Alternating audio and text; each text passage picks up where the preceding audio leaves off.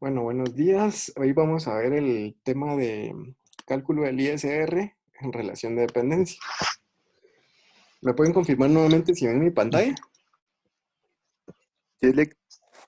Bueno, como les decía en la clase, eh, bueno, antes que todo los voy a silenciar y cuando tengan alguna duda me levantan la mano, ¿sí? Como les decía yo en la clase cuando empezamos a ver el tema del ISR en relación de dependencia, este se calcula cuando hay rentas provenientes del trabajo, es decir, que solamente se genera por ganancias que se deriven de sueldos, salarios, comisiones, etcétera. Acuérdense que en su momento les comenté de que el convenio 95 de la OIT dice que salario es toda retribución que el trabajador reciba a cambio de su trabajo una vez sea en relación de dependencia. Entonces, ya sean comisiones, bonificaciones, todo lo que el trabajador reciba será reputado como salario. No importa que el patrón en su momento lo divida en una u otra cosa. Ahora bien, ¿cómo se calcula el ISR en relación de dependencia? La ley es un poquito desordenada en cuanto a contarnos cómo es que se hace este cálculo y por eso es que yo les hice esta hoja para que se pudiera comprender mejor. La renta imponible, ¿se acuerdan que es la base imponible? La base imponible es el valor al cual se le aplica el tipo impositivo. La base imponible, ¿se acuerdan ustedes que es una base de recaudación? O sea, que tiene que estar creada en la ley. En el caso del ISR, digamos que las fórmulas nos las van dando como en desorden, porque primero va de lo último y de último a lo primero. Pero nos dice al final, la fórmula de la renta imponible es renta imponible, que es al final lo que le vamos a aplicar el tipo impositivo, es igual a la renta neta menos las deducciones. O sea que para poder calcular la renta imponible, yo tengo que saber primero cuál es la renta neta. Perdónenme.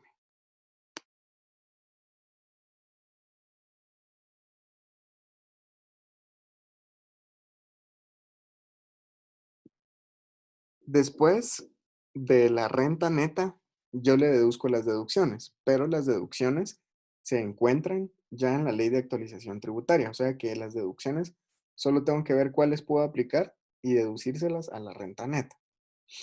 En la siguiente clase vamos a ver todas las deducciones porque hay varias, pero hoy solo vamos a ver las que yo les menciono para el ejemplo. Entonces, como yo tengo que saber cuál es la renta imponible para determinar cuál es la renta neta para determinar la renta imponible, entonces lo siguiente que yo tengo que hacer es calcular la renta neta. La renta neta es la renta bruta menos las rentas exentas. Ya ven que para aquí ya tenemos varios tipos de renta. La renta imponible, la renta neta, la renta bruta y las rentas exentas. ¿Cuál es la más importante de todas? Es esta de acá, la renta imponible. Entonces, como yo necesito averiguar cuál es el valor de la renta neta, la fórmula dice que la renta neta es la renta bruta menos las rentas exentas.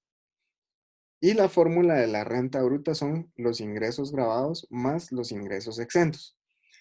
Eso es bien fácil de calcular. La, la renta bruta, porque la renta bruta prácticamente son todos los ingresos.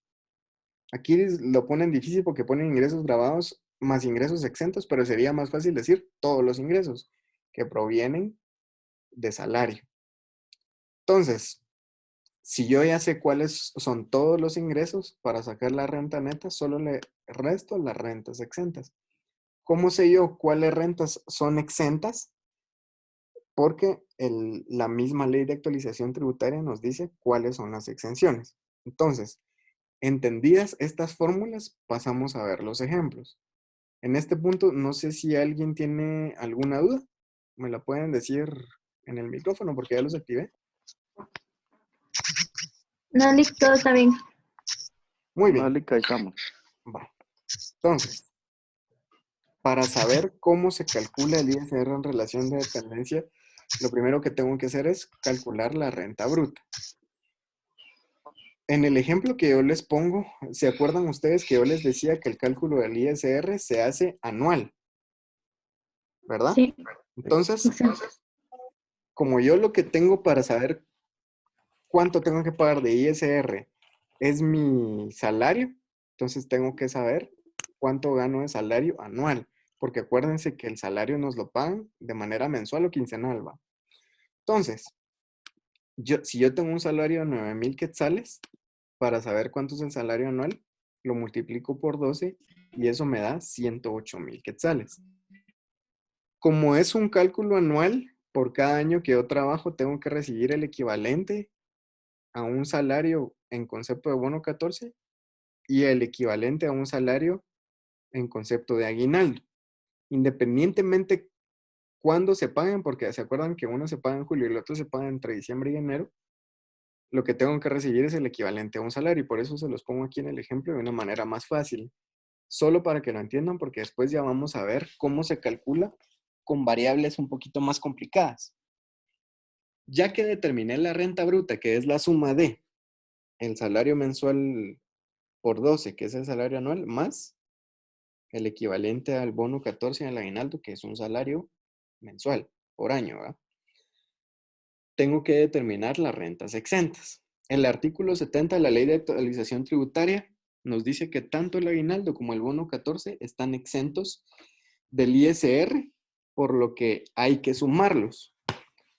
Ahora bien, yo no sé si alguno de ustedes me puede decir por qué creen que primero tengo que sumar arriba el bono 14 y el aguinaldo y después los voy a restar. ¿A alguien se le ocurre por qué podría ser?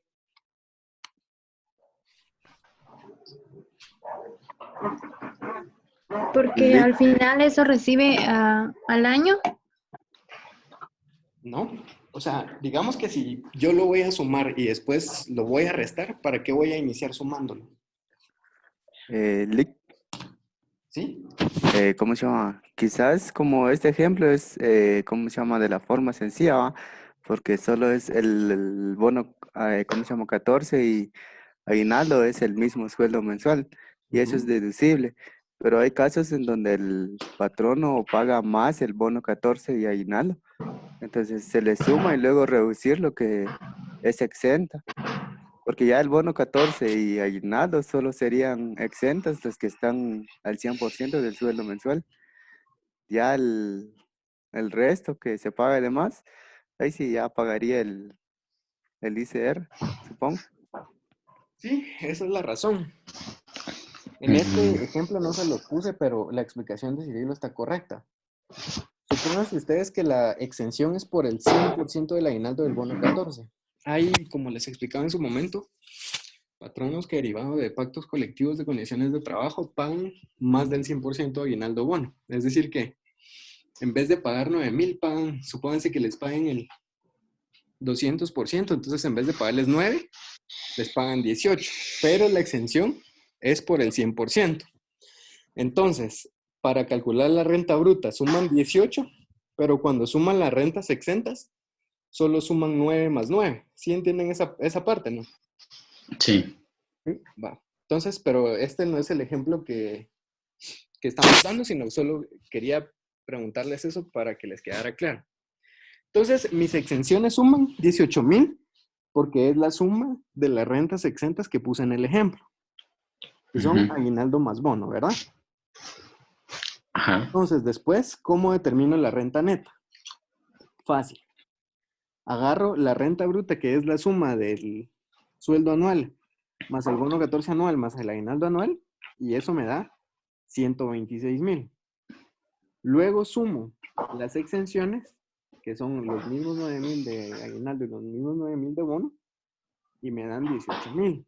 Ahora, cuando estábamos hablando del 100%, aquí es donde se nota bien cómo es que funciona la deducción hasta el 100%. Porque en esta parte de aquí, si me pagaran el 200%, yo sumaría 18,000 y 18,000, pero en esta parte de acá solo podría restar 9 y 9. ¿Queda claro? Sí, Lic.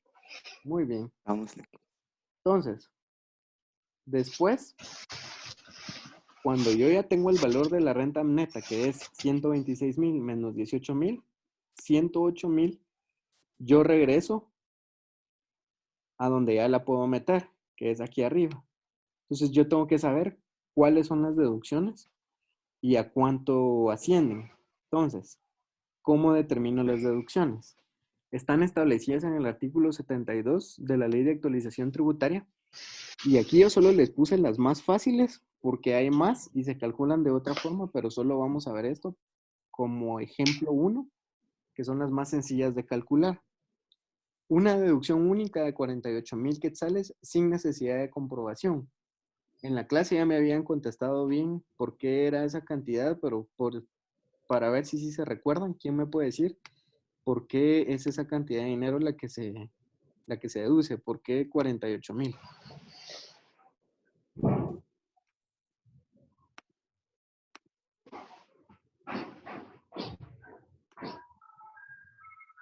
Alberto, ¿por qué 48,000?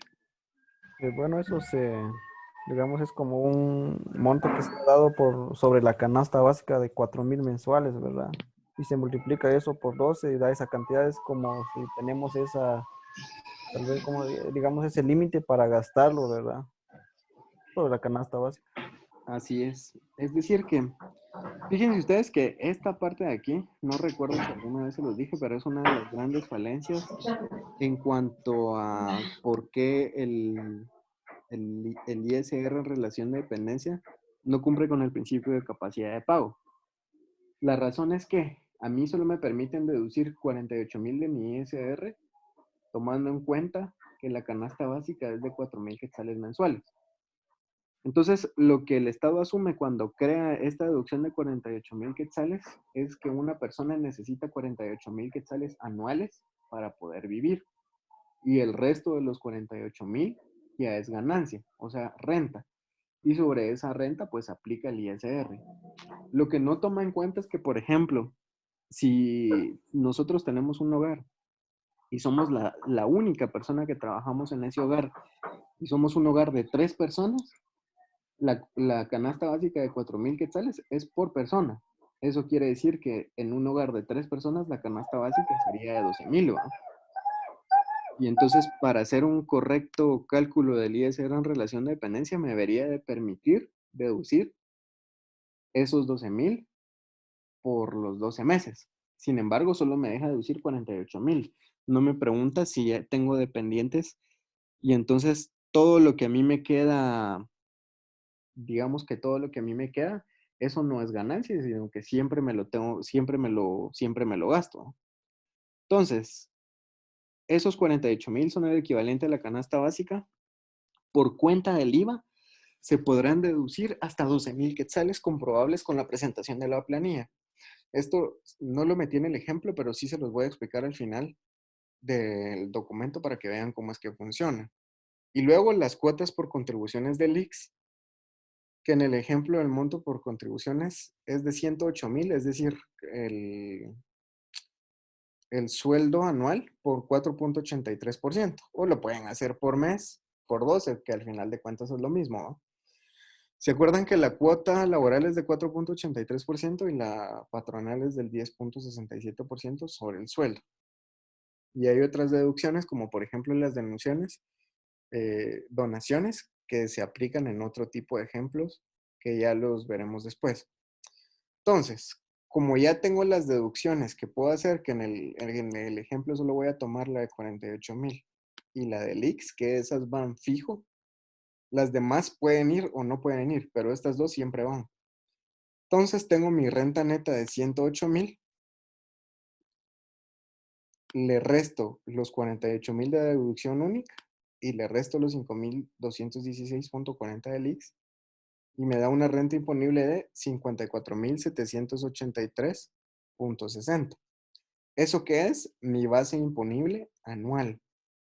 A esa base imponible yo le voy a aplicar el tipo impositivo que me dice la ley, que es del 5%. Hay otro tipo impositivo, pero eso lo vamos a ver después, que es solo cuando la base imponible rebasa los 300,000. Pero imagínense si yo llego a 50 con 9,000 de salario, para que yo llegue a 300,000 de base imponible, tendría que ganar más o menos como unos 70,000 quetzales, más o menos, mensuales. Entonces, son cálculos que de repente cuando ustedes trabajan en una empresa, sus gerentes posiblemente los ganen, pero vamos a irnos por lo sencillo que es este ejemplo. Entonces, agarro mi renta imponible, que son 54.783.60, lo multiplico por 5%, y esto me da 2.739.18, que es el ISR anual. Entonces, este cálculo, eso sí se los voy a preguntar. Ahorita les voy a activar el micrófono para que me contesten. Este cálculo que estamos haciendo ahorita, ¿en qué momento del año lo hacemos nosotros? Pregunto. Cindy.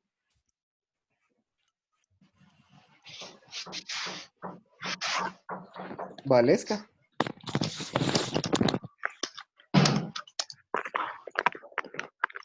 Alberto.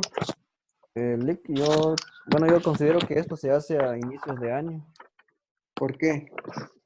porque se está calculando más o menos, digamos, cuánto es lo que se tiene que retenerle al empleado, ¿verdad? Sobre el Muy pago. bien, esa es la respuesta correcta. Yo lo tengo que hacer a inicio del año porque acuérdense que el ISR se retiene. Entonces yo tengo que saber cuánto le voy a retener a él cada mes. Ahora, eso se hace a través de una operación que se llama proyección de renta o proyectada, le llaman los contadores. ¿Por qué se llama proyectada? Porque puede ser que al final del año el trabajador haya ganado más porque le subieron el sueldo, porque ganó comisiones, por cualquier otra razón. O que haya ganado menos porque hagan de caso que en agosto lo despidieron y entonces los últimos 3 meses él ya no va a recibir salario. Entonces, se proyecta que en el año él por renta le va a tener que pagar al Estado 2.739.18. Lo divido dentro de 12 para saber cuál va a ser la retención mensual, que es de 228.27. Y si al trabajador le pagan por quincena, pues la retención va a ser de 114.14. Ahora pregunto de nuevo, para los que tienen conectado el micrófono y los que no, si lo pueden conectar. ¿Qué pasa, si entendieron bien, qué pasa si yo le retengo de más o si le retengo de menos al trabajador? Cirilo, Pues en la declaración anual, Lick, se estaría haciendo el ajuste. ¿cómo se hace el ajuste? Ahí sí no sé. ¿Alguien tiene idea de cómo se hace el ajuste? Mm,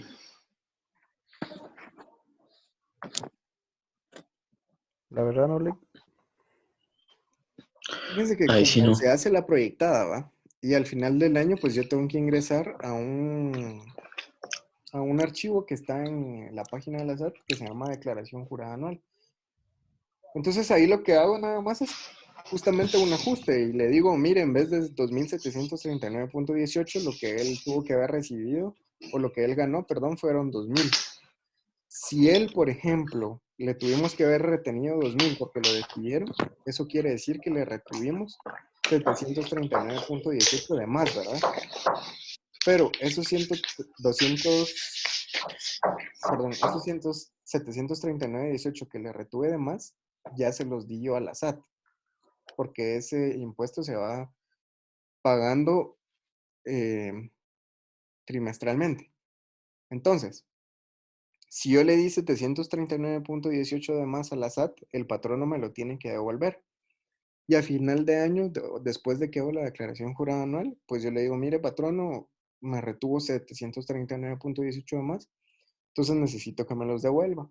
El patrono le hace un cheque de transferencia, se los da en efectivo, y al siguiente año, cuando le pague otra vez su ISR a la SAT, le va a descontar a la SAT esos 739.18 que le dio al trabajador. ¿Qué pasa si el trabajador se le retiene de menos? Cuando se hace la declaración jurada anual al final de año, entonces el trabajador tiene que poner la diferencia. Yo no sé si en este punto si está todo claro, ¿no? Vamos, Lick. Bueno, entonces si está todo claro, vamos a hablar de la planilla del IVA. ¿Alguien tiene alguna noción de qué es?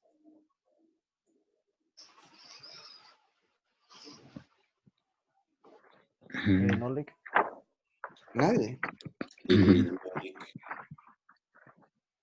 Fíjense que esto de la planilla del IVA es bien curioso porque resulta ser que la planilla del IVA o el IVA es acreditable al impuesto sobre la renta. Eso lo que quiere decir es que yo lo que pagué de IVA lo puedo restar de lo que tengo que pagar de ISR.